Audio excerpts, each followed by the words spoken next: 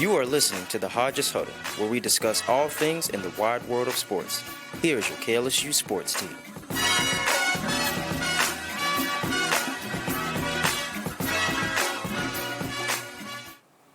Welcome into the Hodges Huddle. I'm your host, Andre Champagne, and today I am joined by Michael Poggi and Raven Freeman. How is everybody doing? Man, I'm great. Calm Little Tuesday. Tuesday. Shout out, Jaden. What's going on? Shout out, Jaden. I'm good. The weather's been kind of trash in BR, and it's dead week. But overall, finals are going smooth, so I can't complain. Right. We're getting down to the core of it, y'all. We have 2 weeks left. Yeah, but man. this is our last podcast of the semester, sadly. It's been a wonderful semester, and we appreciate all our listeners every week. Awesome. So without further ado, let's get into it. Like I said, today's a calm little Tuesday, so we're going to have a calm little podcast for our last one. And we're going to give a little draft recap from this past weekend. Many LSU players were drafted, and I believe, like I said, almost everyone, I think, but Greg Clayton and Omar Spates. No, Omar got signed. Yeah, Okay, Rams. nice. Omar With the Rams, Ram. yeah. Just Greg Clayton. And everyone but him signed with a UDFA with the team. So Jaden Daniels selected second to the Washington Commanders at the second overall pick. Lots of people are thinking that he is their next franchise player, and others are saying, maybe he's not in the best situation in Washington, D.C. So my first question is, do you think Jaden Daniels will go and make the Commanders competitive right away? Go ahead. Okay. Not right away. It's hard being a rookie quarterback in the NFL, but I would say around week 4, he's going to start to showcase those qualities like he did at LSU as far as his mobility and deep ball, but it's definitely going to take some adjusting. But with that being said, the Commanders had a great draft. They drafted a good offensive lineman, some linebackers, and a good tight end. So with them being that poverty franchise, they were able to pick and choose a lot of good players. The NFC East is a hard division, especially with the Eagles and Cowboys in there. But based off how former quarterback Sam Howell performed with all the interceptions and going out there acting like he can't play football, I feel like Jaden is going to take them a lot farther than he did. Yeah. I mean, Jaden is going to do what Jaden does. Yeah. You're going to get what you're going to get from him is what you saw from all these past years. What he shows is what you're going to get. I think he's going to be great. Yeah. I think that their defense is already going to be solid. They made the right coaching changes, and I think that their defense is going to be fine. You've already got a good, solid wide receiving core. You got Scary Terry. You're already Curtis throwing, Samuel, I believe. Yeah, you're already throwing to guys who are NFL proven. Yes, they're players. They're solid. It's not Exactly. So you had good wide receivers at LSU. You're going to have good wide receivers here in Washington. Mm-hmm. I think he's got a great opportunity. It's going to come down to that offensive line being able to protect him and seeing how he does in the pocket. Because you never know how he'll be in the pocket. Yeah, and I agree. I think Jaden Daniels is going to go and make the Commanders competitive right away, and I think they get a bad rep for their pass. And now with Dan Quinn getting kind of a second chance at the head coach, tenure, I think the defense is going to be absolutely elite. They were very good last year, but I think they're going to be even better this year. And then the franchise itself, has been missing a puzzle piece over the past few years. And then you kind of look at it now, and it's like it was the quarterback position over all those years, and now they filled it with Jaden Daniels. So I think when you look and see how many teams they were competitive with last year, you kind of realize that they're way better than their record showed. And then Ron Rivera was also just a big problem. The schemes was just all sort of messed up. Hey, mad love to Rivera, though. Yeah, Rivera, Hell of great respect coach, to the guy. but the game's starting to pass him up.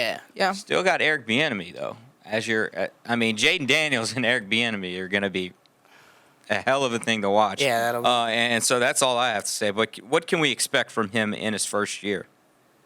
I mean, man, I think you could just expect him to do his best out there. He's a rookie. It's going to be hard for them rookies to go out there in a new scheme with all that, but I think he's going to be totally fine. I think you can expect him to fight for a division championship this year. I think you can expect him to have a C.J. Stroud type of season, bringing a team out of nowhere and then making into everybody something. better. Yeah, exactly. But like I said before, it's just going to come down to him sitting in that pocket, taking those easy throws when they're there. Right. Learning how to slide in serious situations. Yeah, he has to learn how to slide. But I think he'll be fine. Yeah, I think he's going to accomplish big things. I mean, he's even up there with, offensive rookie of the year. Like, there's a lot of options, but I feel like he could accomplish that goal. Yeah. The Commanders went 4-13 last season, so I haven't seen Jaden bringing home like 7-8 wins. Yeah. And I like you said, I don't think it would be crazy to say that offensive rookie of the year is something that he could accomplish. But then you really have to look at it and see how many, offensive players there are that, could win that award. I mean, the top 15 picks were straight offensive guys. So, right. I'll say he's capable to throw 3,300, 3,400 yards and then rush for more than 700 yards. Right now, the line is set at 23.5 total touchdowns. I think he hammers that. I think he's going to get around 30. But for Daniels, he's a guy that can set the bar very high. He holds himself to a really high standard. And I think, everything that we're talking about is doable because you have a very solid wide receiver core like you had mentioned. These are all guys that, have experience under their belt. Right. And another thing about if you're a great quarterback, you're going to go and make the receivers even better than they are. So moving on, though, Malik Neighbors became a New York Giant at the 6th pick as they add a weapon for Daniel Jones, who seems to be their guy at this point. So as far as the New York Giants being so poor last year, they had a decent draft, made some additions in the offseason defensively. So do you think Malik Neighbors was really the big addition that this Giants team needed? And do you think he can kind of compete or is he what they needed to go out and compete on offense with how much they struggled last year? Man, I feel so sorry for you, Malik Neighbors. Oh, man. I feel so sorry for you. I mean, I can't get on. No sauerkraut. I can't get on the Daniel Jones train. I haven't been on it. I never will get on it. It's a train you don't want to hop on. And it's the opposite of the Polar Express. Yeah, it's not the Polar Express. I don't know, man. Malik's gonna do fine in the NFL. He's gonna have a great NFL career. He's a great wide receiver. I just don't know if I think they'll have opportunities. His home is. Yeah, I think the saying. Giants will have opportunities to go get guys, and because of having a receiving core. But man, you need a quarterback, and Daniel Jones ain't one. I mean, just piggybacking off what Michael said, I'm actually gonna go with yes. I feel like Malik could slowly try to turn this franchise around, turn this team around, but it all starts with Daniel Jones. He had some reliable seasons, wide receivers last season, and he just couldn't come up with like a method for his madness on why he was playing so poorly. Now, don't get me wrong. If these two form a connection and he's able to get the ball in his hands, then I feel like this could be like a dynamic duo. But do I see that happening? Little to no. I just have a little bit of faith because Malik is such a clutch receiver, and I hate to see him go down like this. Yeah. But so I'm just trying to speak of the best. It's those damn Giants and the LSU wide receivers. I mean, yeah. But the thing about Odell is he had one of the best quarterbacks. Yeah, he had Eli Manning. Eli Manning. And so Malik stuck with bum Daniel Jones. Right. Yeah, and here's the thing. As far as the Giants offense goes, Daniel Jones gets a horrible rep. Obviously, Michael doesn't think he's very good, but last year before the injury, this is a guy that really did lead them to the playoffs, and he had a great season. You can't deny it. And he didn't have much help outside of Saquon. I mean, your best offensive weapon was Darren Waller, and bro's about to retire. So, and so like now you look at it, that comes with Malik Neighbors, who could play the slot receiver. He could play the Z. I think he's going to start slow, but I think he's going to be a lot better than what people are expecting from him in just the first season. I think a lot of people are like saying, hey, Daniel Jones is going to be holding him back. I don't think it's going to be so much that. I think he's going to probably be slow no matter what to transition to the NFL, but I think he's going to get there. But moving on to another kind of another topic here. Do you think the Chargers should have went with Malik Neighbors, or do you think that Joe Alt was the pick that they had to make? I think they Go ahead. definitely missed out, especially with them having the higher pick. I mean, it's just kind of like money in your hand. I mean, we all know Joe is an elite offensive lineman, but it's Right. like the Chargers wide receiver room, they struggled a little bit too. So I They feel gave like everybody up. yeah, and I feel like that's where Malik could have fit in perfectly. I just don't understand the method to their madness either. Yeah. I mean, What do you think? I was rooting For that. for Right. Malik Oh, yeah, to me go to too. the I agree. Chargers. I was like just praying that he would be. I mean, a they were. Charger. That would have been a super Oh fun my duo to watch. goodness. I told my roommates, Here's- I was like, Malik is a Charger Yeah, for sure. Here's my thing, though. Like, if you don't mind me No, go ahead. going. I think with this year's class being so deep as far as the wide receiver position, I think it's better that they should have gone Joe Alt at 5 because, I mean, Really? here's my reasoning. Okay. They still were able to get Ladd McConkey, Yeah, who is exceptional at the wideout great. position. Yes. And he's going to go and be great no matter what. And so would have Malik. But here's my thing. I think getting the best offensive lineman in the draft and then getting a little bit of a drop-off from the best receiver in the draft, or one of the best receivers in the draft, is better with going with Malik and then getting a really huge drop-off at the yeah. offensive line position. Because, I mean, you're looking at this is going to be your franchise guy in Joe Alt as far as the line goes. And he's very young. You kind of have to just look at it that way. But what do you kind of expect from Malik Neighbors in that first year? I mean, I hope he does. You know, I hope Yeah, he does I mean, well. It's just a guess. It's all time will tell. I just don't know how this Daniel Jones connection is going to work. Yeah, I agree.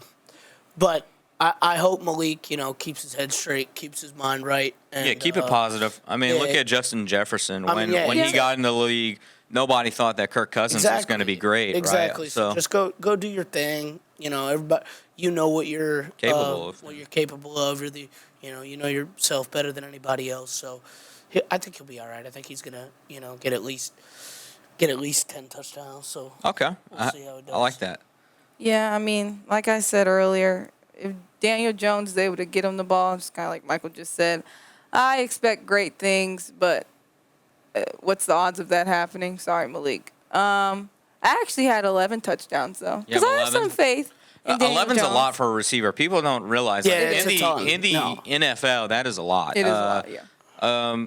I think Malik is going to be the second or third best receiver in his draft class, Okay. which is just a testament to how good the other receivers are living with the quarterback situation. I Right. mean, you look at Odunze, and he is going to be Lord. well off. And that's of course if Caleb Williams is who we expect him to be. Marvin Harrison Jr. is going to get all of the targets. Yeah. Like they have Every nobody single one. else. Every single target. Exactly. And then I expect Neighbors gets about 800 to 900 receiving yards with 8 touchdowns. Now, is Right. he going to be another LSU guy that can go and get 1,000? That's the big question. Obviously we're all rooting for that. But Yeah. then you look at the quarterback situation, and nobody's had it quite this bad like he did. So Yeah. finally, though, one of the biggest stars from this LSU team was drafted at 23rd overall. Brian Thomas Jr. was selected by the Jaguars, who had seemed to eye Thomas for a good minute throughout the draft process. And so Trevor Lawrence will have another receiver to work with after the departure of Calvin Ridley. So how good of a landing spot do you think this is for BTJ? And how complimentary will him and Christian Kirk's game bounce off each other? Man, I think this is a great spot for him. Yeah, me too. I was really happy that he landed in their Duval, but I'm also they seem to love us for some reason. Yeah, What, just 3 in the- players yeah. to the Jags? Yeah. I mean, I almost put that in a question, but that would have been a whole hour of Yeah, us I talking know. about Mason Smith on second round. That's crazy. But I mean, all the defensive linemen, they're gonna walk in and they're gonna see Matt House in the room, and they're just gonna probably just wince at him. Right. Absolutely, just maybe even spit somewhere in his direction. But what do you think? I mean, just Christian Kirk. That's a pretty cool. Well, so I think that the wide receiver room in for the Jaguars has gotten so much better now. I agree. And so now you got a deep wide receiver core. You already have a pretty good quarterback. He's been underwhelming in the NFL, but still solid quarterback. And I think that just opens up him more opportunities for himself. He's not going to get a ton of targets, but because Christian Kirk and Calvin Ridley, Zay Jones, they're all going to be there. So it's like Ridley is now with the Titans. Oh, my fault, my fault. But he's going to be wide receiver 2 now. There's no doubt about it. So you're going to have opportunities there. So I think that's good. Yeah, I love BTJ in Florida. This is just a recipe for success, in my opinion. Lawrence now has 2 reliable, fast wide receivers who know how to adjust in difficult situations and get open, which is what I feel like the team lacked last season. I mean, I think they're going to complement each other very well. Yeah, I agree. I think this is one of the best spots that BTJ could have landed when you go and see how good of a quarterback you get and how the Jaguars are on the come up. I mean, that team has really surprised a lot of people. Very underwhelming last season. Kind of just to finish things off, they didn't look so great to end the season. But I think Brian Thomas being a deep threat, as well as Christian Kirk having a big route tree, it's going to cause a lot of problems for secondaries in the NFL. And I think Thomas is going to establish himself not only as a wide receiver 2 in the NFL, but for long term here in Jacksonville. I think that's a very good landing spot. Yeah, he'll be there for a while. Right. Now, just kind of moving on to the general topics of the draft. This is going to be a fun one. What was your take on the Atlanta Falcons taking Michael Penix Jr. at the 8th overall pick when they needed an edge rusher and they already have Kirk Cousins on a supermax deal?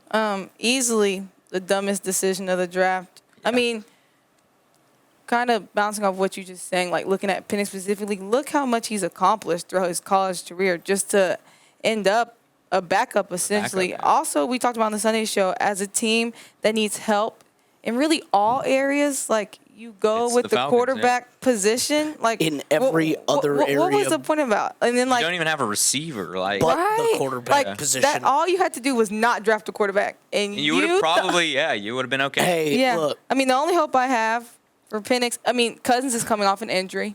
So maybe if he starts off slow, they'll be like, oh, throw Penix in there. But it's like, what are the odds of that? Supermax, though.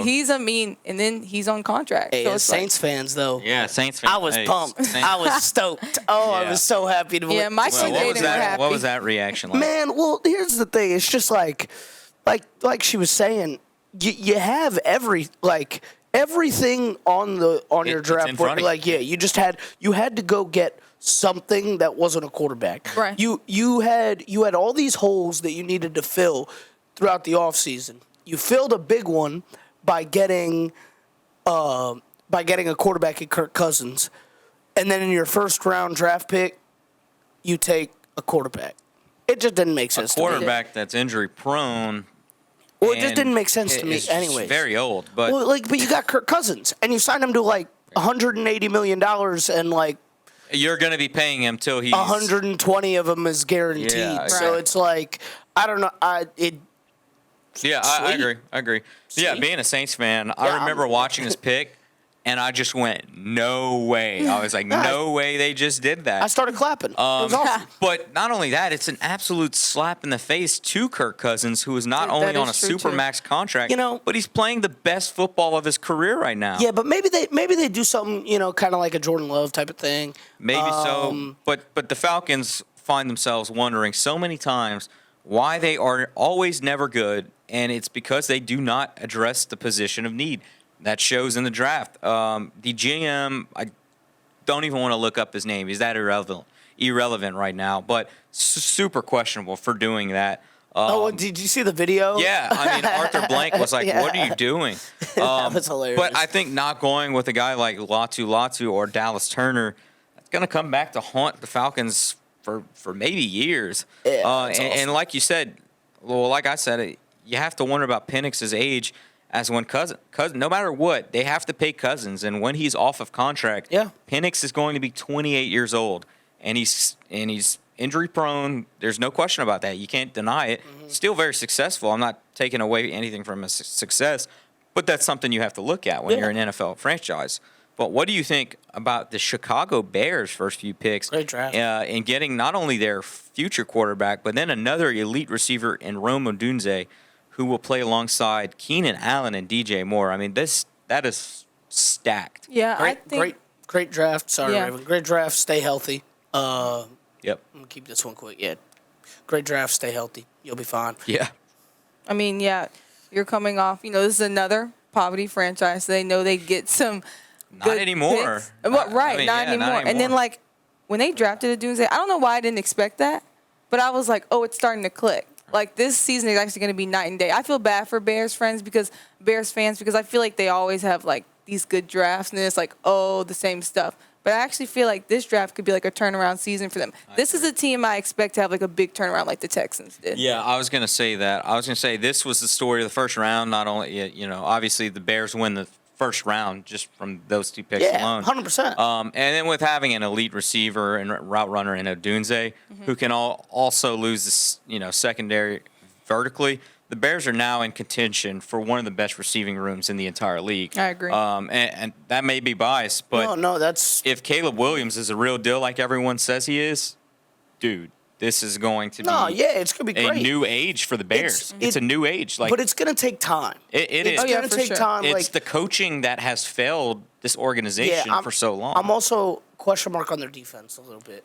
Their defense has made some moves. I know. offseason. It's still a question mark because it took them a lot to get off the field last year, Yeah. and so I don't know, but I think they're gonna be fine. I mean, especially if Caleb Williams is the real deal, like he's supposed to be, then the Bears, like you said, are going to be good. Yeah. They're just not going to be good right away. Obviously, I don't expect them to go and make the playoffs this year. Yeah, 100%. But I think they could go and be one of those Shock. wild card teams Yeah. if I agree. anything. But yeah. next up, I have to. We have to talk about this guy. Your He's boy. he's a hometown guy. But what do you think of all the Keon Coleman pick from the Bills to begin the second round? And have you been able to see the? Well, we'll go on to that after. But what do you think about that pick just in general for the Bills? I mean, he's a stud. He's a stud. It's a good pick. You lose a receiver in Diggs. You get another flashy little receiver, fast, go up and grab the ball, good wideout. So I thought that was a good pick, good spot, good landing spot for him too. Yeah. Hope he likes the cold. No lie. I mean, hey, he played in Michigan Yeah. 2 Yeah, that's years, true. so Yeah. I think he'll be all right. Hey, mean, he should be fine. Yeah, I love this pick. I mean, I'm pretty sure we've all seen the memes after Diggs left. Yeah, It's like, I oh, was who gonna is a ask y'all- wide receiver on the Yeah. Bills? Oh, who does Josh Allen have to throw to? And I feel like the Bills kind of like shut the haters up. I feel like Yeah. Keon Coleman's going to do great in Buffalo, especially Josh Allen throwing him the ball. I Yeah. feel like that's chef kiss. And I think one thing about Keon Coleman is he's not going to go and complain about the quarterback he has. I mean, when he was at Michigan State, Oh yeah. Well, I forgot the Michigan State quarterback. I was throwing him ducks every game. It but, doesn't matter. I mean, he went and made him look good. So, Right. I think Buffalo is getting an absolute stud, but also just a hell of a person in Keon Coleman. And that's something maybe, there's the question marks that come in with Stephon Diggs, as far as character issues and maybe just, not liking Josh Allen. You saw the fusses on the Right. sidelines. But, with losing Stephon Diggs, I think Coleman is very appreciative that he's going to have one of the league's best quarterbacks throwing to him. And he's going to be, willing to work with Allen and building that chemistry rather than kind of tearing it down. But I know I said Keon's from my city, Opelousas, but I know that he's super humble. He's going to give everything to this organization. And so I think that Bills fans are like, they couldn't be getting anyone better as far as somebody that loves the culture. Their fan base is amazing. And I think they really do deserve somebody like this who's going to give them everything for that organization. So I'll say just the press conference stuff, that was super funny. I don't know what y'all thought about that. He's very bubbly, has a good personality. I feel like I feel like the light kind of turned off in Buffalo, and I feel like Keon's going to bring that sort of light to this team. Yeah. I agree. What do you think? yeah. I think he's gonna be great. Yeah, I think I it's agree. gonna be good. All right, so this is kind of a question for us too, Michael. Obviously, you too, but we're gonna take this more to heart. What was y'all take on the New Orleans Saints taking Spencer Rattler in the 5th round. I hope your reaction was the same as mine, because I was low-key stoked. I low-key loved that pick. And, Andre said, okay. And here's why I love that pick. You're in the 5th round. In the 5th. You've already done a great job getting the lineman that you needed. Mm-hmm. Then you go out and you get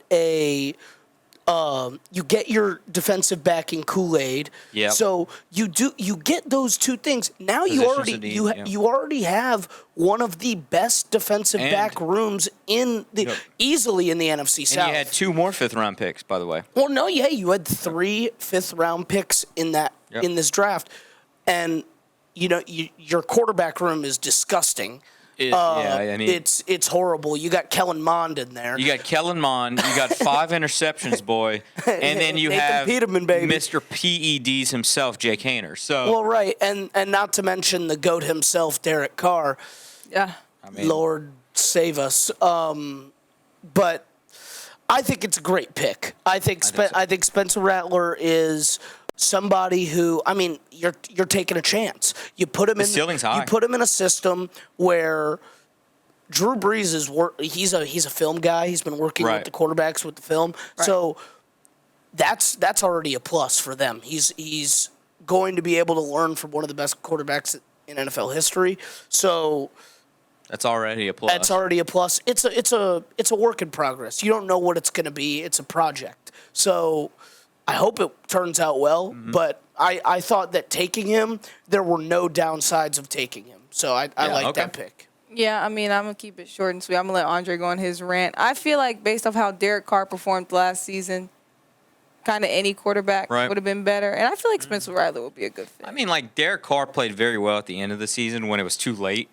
He stinks. If he could play good and aggressive like he did at the end of the season, throughout the season, I think they'll be better. Also, the offensive line sucked last year. You have to say that. It was terrible. It was awful. It was terrible. He was running for his life the whole damn. I would have been scared too if I had to play under center over there. Terrible. That is true. But picking Spencer Rattler is a very interesting pick for the Saints because I liked it. Years ago, Spencer Rattler was in that conversation about being a first rounder, and the talent was, and it's still there. If he can reach his ceiling in New Orleans, he may be the future of the organization.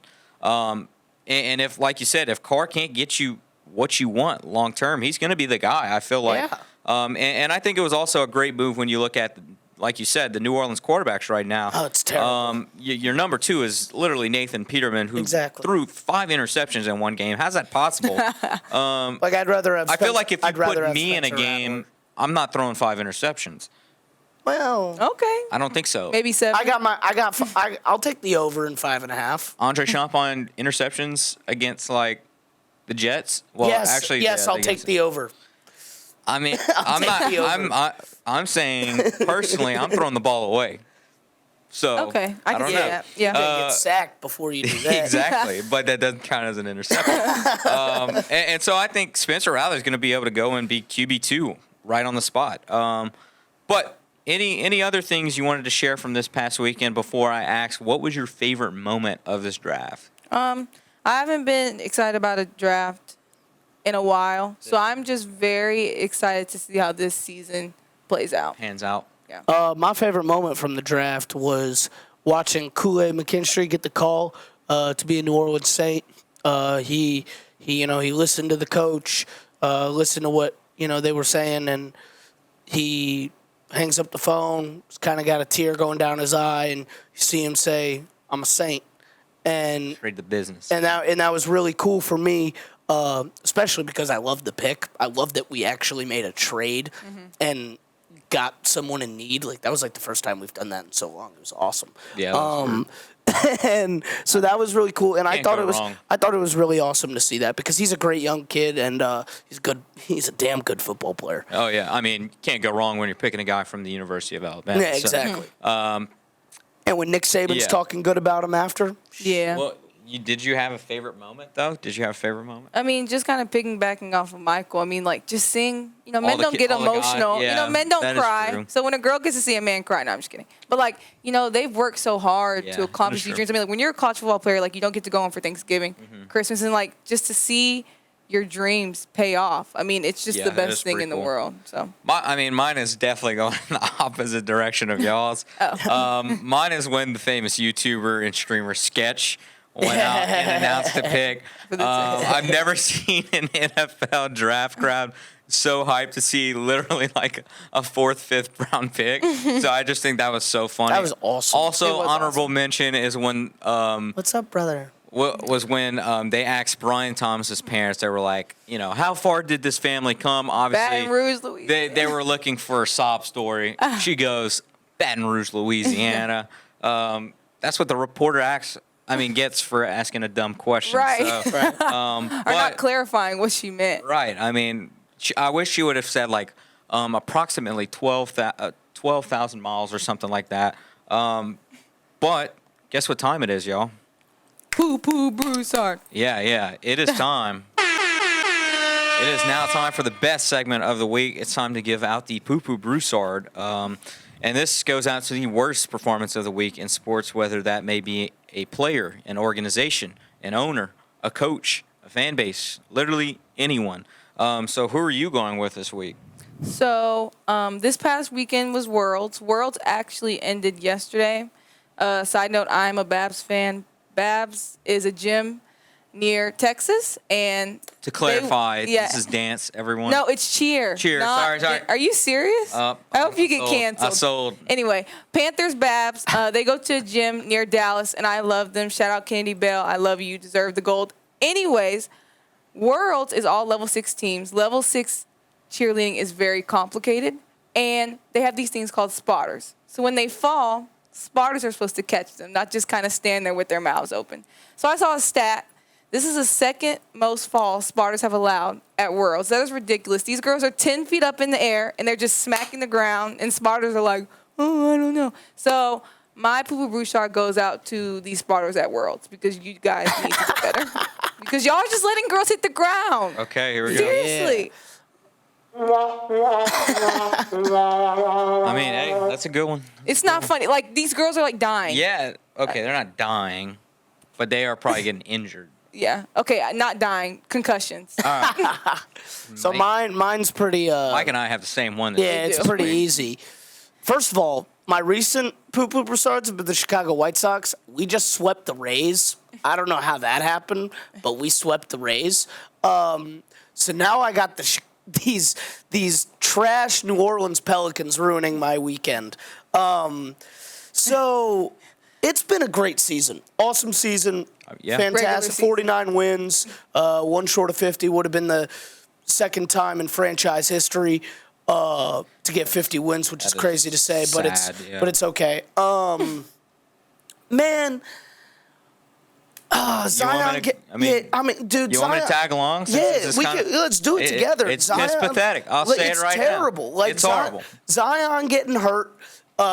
It's not his fault, but Zion gets hurt. I mean, at the worst time of the Brandon Ingram turns into. I mean, couldn't even tell you. A sissy. Somebody just caught him like a Pokemon. So the problem is you can't have two number two guys trying to be a number one guy. Well, you can't have that. First off, I'm tired of looking at C.J. McCollum smiling all the damn time. There ain't. You know what? Well, dude, I'm looking Ain't- at you know what? Funny. I'm gonna use a Cam Thomas quote. CJ, stop smiling. I'm tired of seeing your damn face. Make a damn basket every now and then. I mean, you are so inconsistent. Next up, Brandon Ingram. Next up. I mean, just awful. Yeah. I mean, like you're supposed to be a shot creator, Yeah. and you can't even make a shot. Right. Yeah. You're supposed to use. I mean, you're Skindiana Bones, What? man. What? Nah. Let's see what else I have. Organization, just in general, shambles. Thanks, Yeah, well, dude- thanks, Gail Benson. And- Thanks, Willie Green. I'm tagging back in. Okay. Here's the thing. I'll cool off. Trigger wants to not 1 for 7. 1 for I 7. got it. Yeah, I got you, man. Like B.I. 1 for 11 in Game 4. We got Game 3, fourth quarter. Herb Jones, one of my favorite players on this team, is walking back the court. Like, man, there was no play. There was no effort, no playoff intensity. It's like you lose Zion and you lost all hope, and that's not okay. That doesn't sit right with me, and it sucks because Brandon Ingram was one of my favorite players to watch all season. I backed him every step of the way, and to have the playoff experience that we had is disgraceful. It's pathetic. Like you say, there's nowhere else to describe it, and it's just frustrating. I went to the game last night, and it was awesome. It was a great game and great atmosphere. You can't say the crowd wasn't it. We played great. Shout out Jonas, because that's the only one that plays with freaking effort. Hey, even Larry, though you might Larry suck Nance, on that defense. boy Larry played good too. I don't want to hate on Larry. Najee Marshall, you played good too. But that's the other thing. When Najee Marshall is your best. Most trustworthy scorer in a basketball game, you're not going to win. It's an effort, and it's coaching, and just disastrous right now. Hey, so Brandon Ingram gone, C.J. McCollum gone. Trade them all. You know what I was doing today, Keep Michael? Herb, keep Trigger, keep Zion. I'll wrap this Everybody up. else can go. I'll wrap this up. Yeah, wrap it up. You know what I did today? What'd you do today? I didn't even pay attention in class today. I will admit it. You know what I was doing? What was you doing? I was on the ESPN Draft Simulator. I mean, sorry, not Draft Simulator. The Trade Simulator? The Trade Simulator. Man, I've been doing that too. I ain't even going to cap. Us Pelicans fans don't ask for much, man. We don't. We're not expecting to go to the damn David NBA Griffin, make Finals. a move. Make a move, David Griffin. We just want to win the first freaking series, and we couldn't do that since Anthony Browse Davis. So I will say I had you guys winning Game 4. Yeah. I mean, I had us winning the damn series, but I mean, I'm a Rockets fan, ice cold. so I mean, y'all are. Would you rather be me? Sorry. Oh, but thank you. Poverty. But New Orleans Pelicans, say it. You are the damn poo-poo Broussard of the week. How about not even of the week? Of the month. The year, the decade. Of the month. We'll give them the month. But that is going to do it for us. Thanks for tuning in for that rant, just pretty much, and for listening to the podcast. Thanks, Raven and Michael, for joining me. I'm Andre Champagne, and this has been the Hodges Huddle.